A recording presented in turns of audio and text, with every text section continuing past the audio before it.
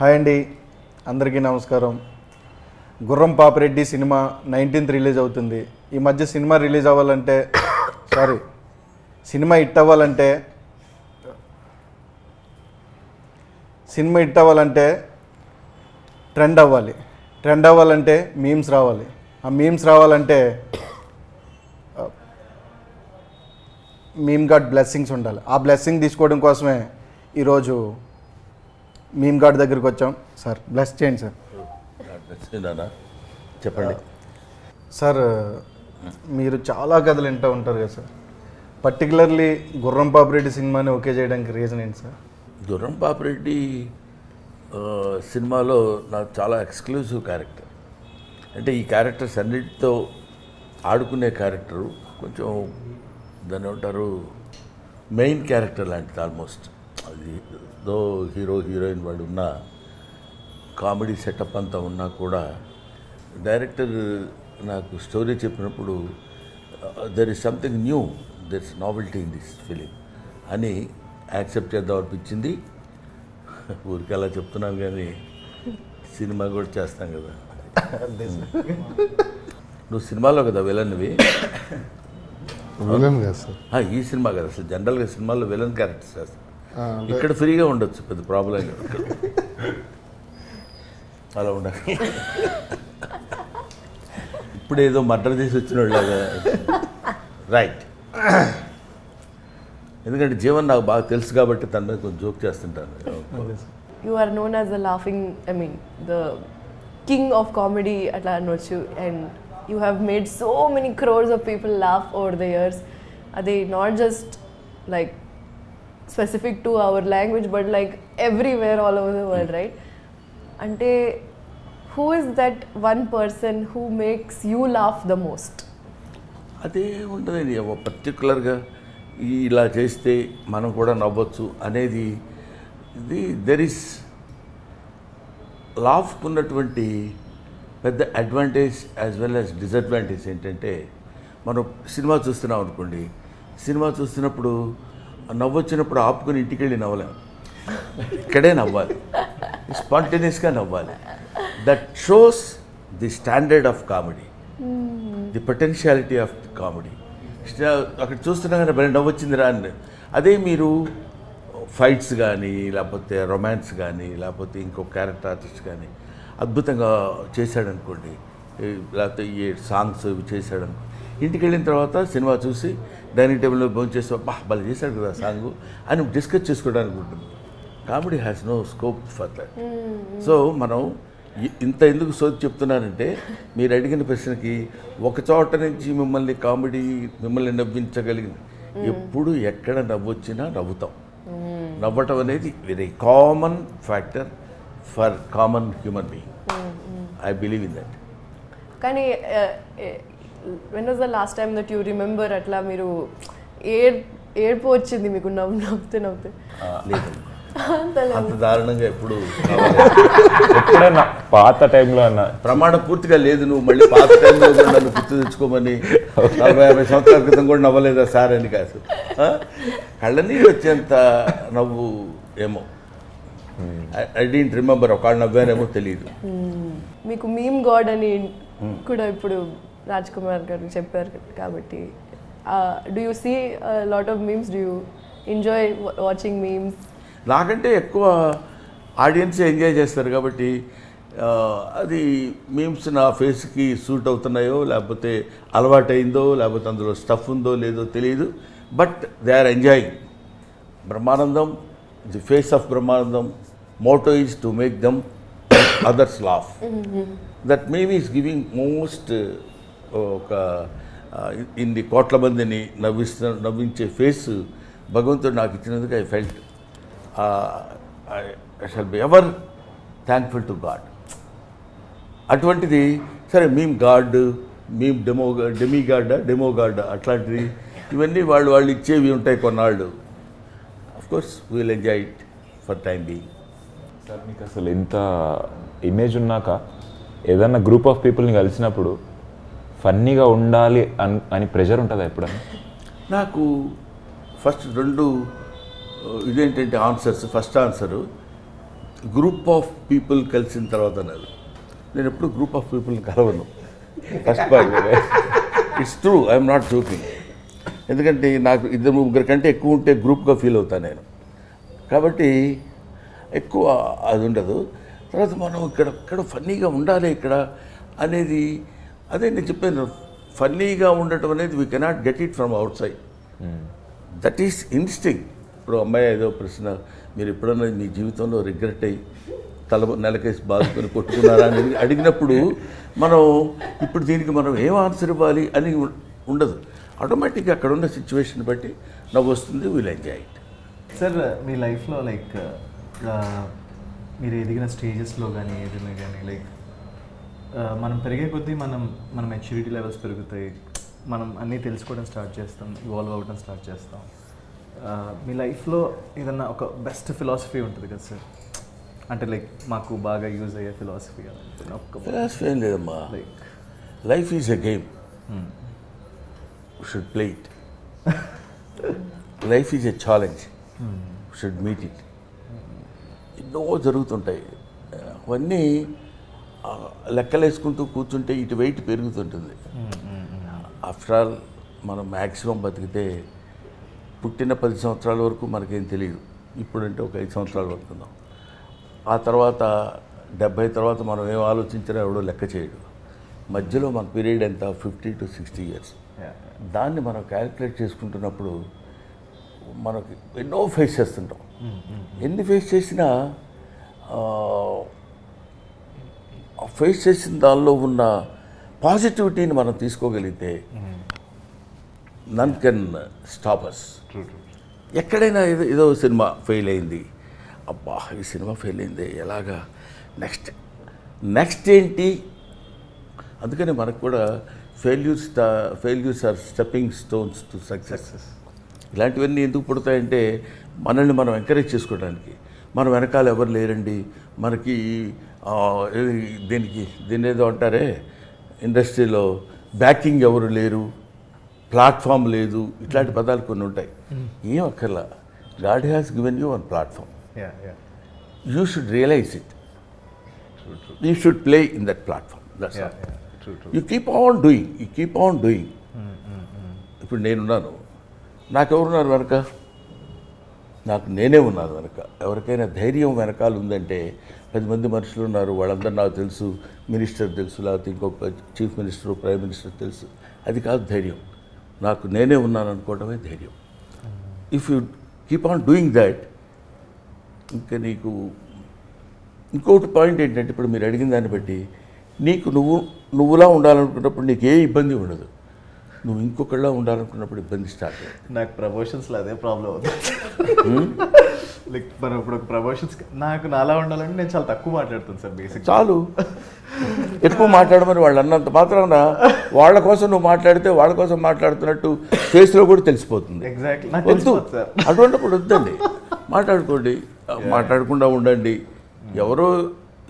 ఎవరి కోసమో మనం చేయడం అంటే, ఇప్పుడు కామెడీ చేయాలన్నా యాక్టింగ్ చేయాలన్నా ఎవరి కోసం ఎందుకు చేస్తాం? మనలో ఉన్న పెర్ఫార్మెన్స్, మనలో ఉన్న టాలెంట్ అది నువ్వు ఎగ్జిబిట్ చేయాలి అంతే. చేయడానికి ఏమైనా అనుకుంటారేమో, ఆ ఇన్హిబిషన్స్ ఉన్నప్పుడు మనం we cannot do anything. True sir. నాకు అదే ఒక ఫియర్ ఉంటుంది సార్, బవిడ్ హీరో. అది ఫియర్ కాదమ్మా. అంటే ఎవరైనా ఏమైనా అనుకుంటారా, అది ఆ ఫియర్ నిజంగా నీకు ఉంటే మాత్రం దాన్ని వదిలేయి. That is better.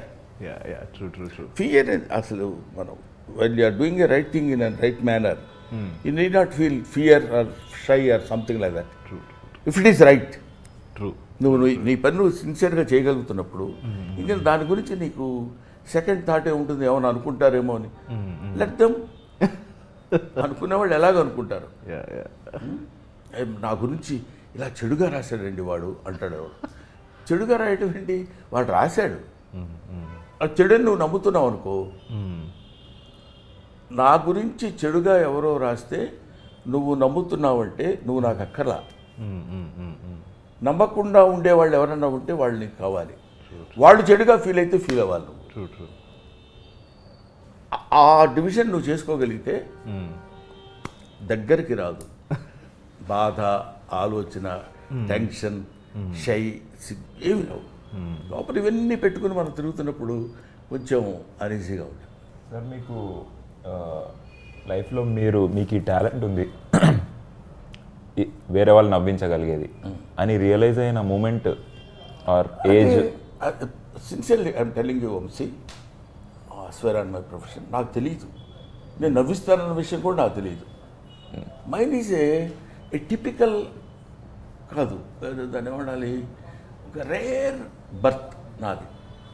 నా గురించి నేను ఈ ఏజ్లో నేను తెలుసుకుంది. నవ్వించడం కోసం ట్రై చేయటం కానీ, ప్రయత్నం చేయటం కానీ, ఓహో నేను బాగా నవ్విస్తానని ఆ రియలైజేషన్ రావడానికి నాకు తెలియదు. బేసిక్గా తెలియదు. చిన్నప్పుడు స్కూల్లో చదువుకుంటాం, ఏదో బ్రహ్మానందం ఉంటే బాగుంటుందా, నవ్వు వస్తుంది అంటారు వాళ్ళు. ఓహోహో అనుకొని మనం నవ్వుకోవడం, మనం మాట్లాడితే వాళ్ళు నవ్వటం. ఆ తర్వాత ఒక ఏజ్ వచ్చిన తర్వాత డిగ్రీ, పోస్ట్ గ్రాడ్యుయేషన్ చదివేటప్పుడు ఓహో మనం జోక్ చేస్తే వీళ్ళు నవ్వుతారనమాట, అంటే మనం మాట్లాడేదాన్ని ఈ జోక్ ఉందన్నమాట అనే రియలైజేషన్ రావడం. ఆ తర్వాత కామన్, ఆ తర్వాత ఏదో అదే క్యారీ అవుట్ అవుతూ. మా mother was a very good, అంటే దాని ఏమంటారు, చాలా ఫన్ మోటివేషన్ ఉన్న.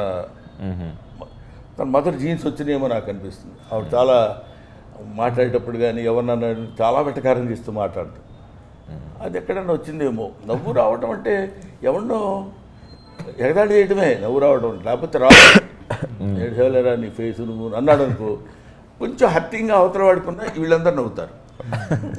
బేసిక్గా నవ్వు ఎంత గొప్పదో అంత ఇబ్బందికరమైన విషయం. మాస్టర్ వస్తారు క్లాస్లో పాఠం చెప్పడానికి. ఆయన వస్తూ కుర్చీలో కూర్చోడానికి, కుర్చీ వెనకాల ఉందని కూర్చోకపోతే గబుక్కున ఎక్కడో కూర్చొని కింద పడ్డాడు అనుకోండి. Students are not suppose to laugh కదా, అందరూ నవ్వుతాం ముందు. ఇమ్మీడియట్ రియాక్షన్ ఏంటంటే నవ్వు, ఇన్స్టెంట్ రియాక్షన్ నవ్వు. అది ఎక్కడి నుంచి వస్తుందంటే ఆయన కింద పడితే మనం నవ్వటం ఏంటి, ఆయనే కాదు ఎవడన్నా బాధపడితే మనం నవ్వటం, ఆనందించడం, ఎంటర్టైన్ అవ్వటం. అదే కదా ఇప్పుడు వస్తున్న మీమ్స్ కానీ, లేకపోతే మన గురించి ఎవడో ఏదో సోషల్ మీడియాలో అలా రాశారండి, ఇలా రాశారండి, రాసుకొనివ్వండి, లెట్ దెమ్. దాని గురించి మీరు ఎందుకు ఫీల్ అవుతున్నారు, why do you take it to heart అనేది నా point. Of course I may be wrong, there is చాలా డిఫరెంట్ పీపుల్ ఉంటే ఉండొచ్చు. అందుకని నవ్వు మనం ఇది చెయ్యగలం, మనం ఇది చేయలేము అనేదని కాకుండా ఇట్స్ ఎ న్యాచురల్ ఫ్లో. అది నలుగురు రికగ్నైజ్ చేశారన్న తర్వాత అక్కడి నుంచి మనం జాగ్రత్తగా ఉండాలి. ఓహో మనం నవ్విస్తే నవ్వుతున్నారు కాబట్టి విచ్చలవిడితనం కుదరదు, limits. That's your responsibility to put a full stop or calm up that. ఇన్ని ఫిలిమ్స్ చేశారు కదా సార్, ఎప్పుడైనా మీకు డైరెక్షన్ చేయాలి అలాంటి ఇంట్రెస్ట్ వచ్చిందా సార్? లేదు అసలు. ఎందుకంటే that's a different art. Direction mixed with 24 crafts. Artist is only he will come and do some, వాడికి తెలిసిన యాక్టింగ్ ఏదో ఉంటే అక్కడ చేసి బాగా చేస్తే ఓకే అని, లేకపోతే 4 తిట్లు తిని వెళ్ళిపోవడం వరకు ఓకే. కానీ డైరెక్షన్ అలా కాదు కదా sir. Direction it's got its own ఒక వ్యాస్ట్ సబ్జెక్ట్. అది అనుకుని చేయడం వేరు.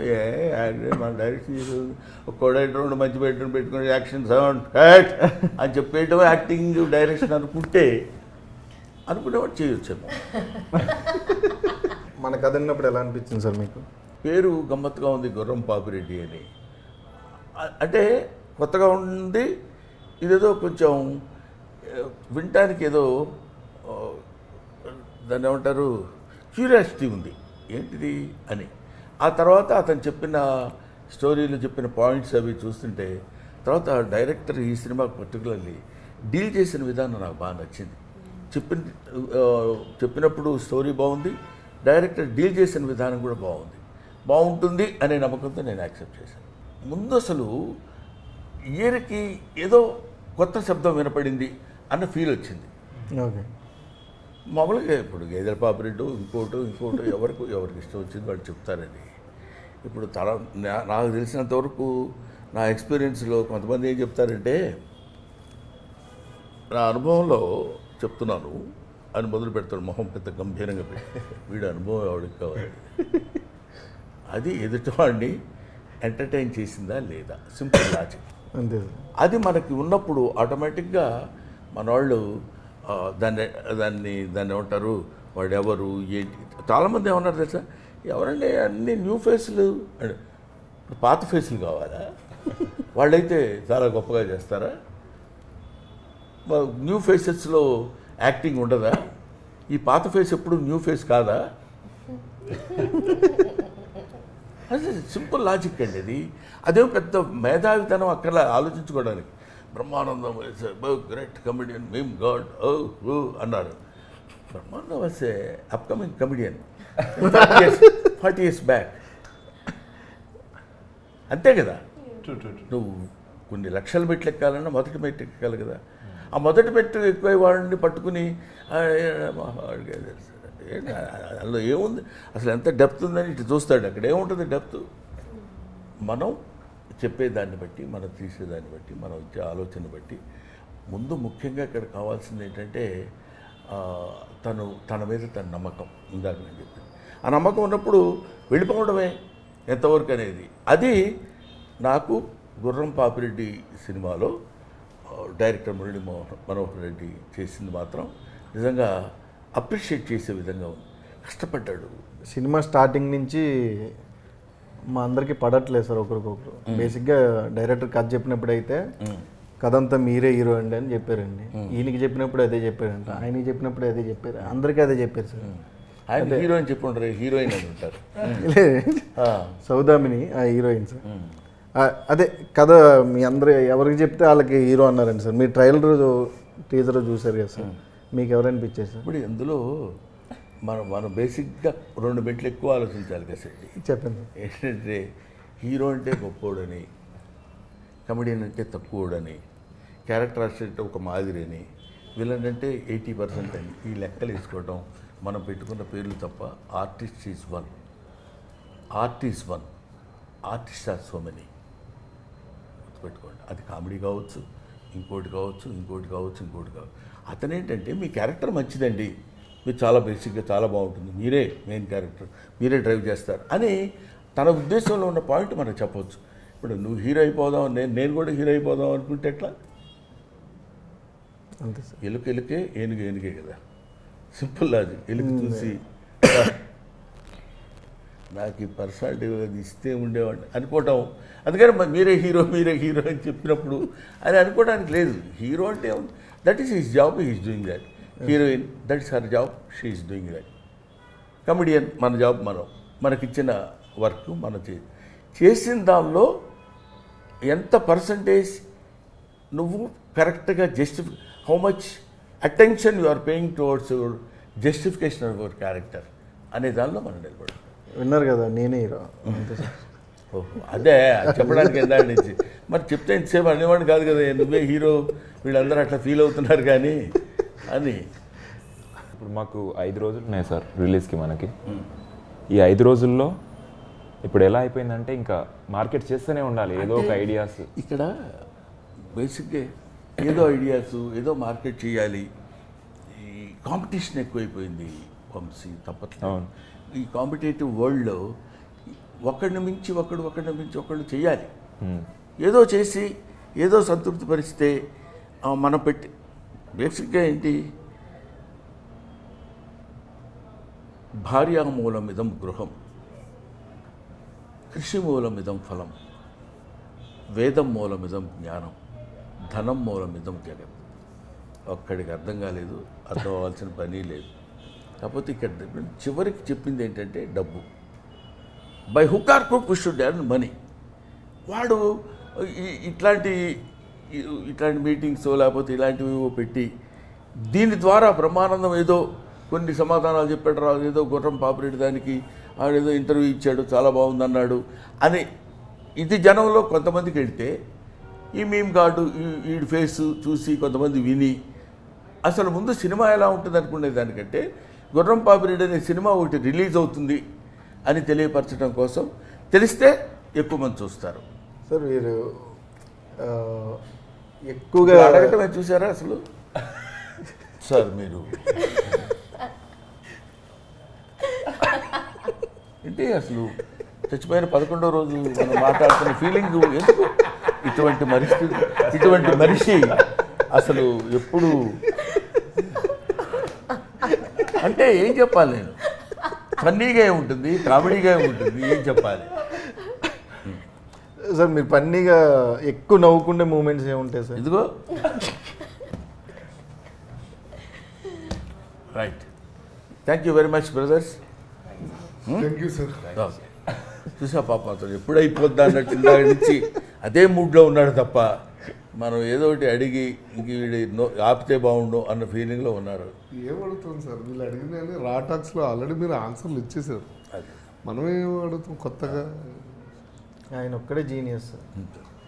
అడగకపోవడం genius. No action is acting అని. రైట్ అమ్మా, థ్యాంక్ యూ. Thanks, sir.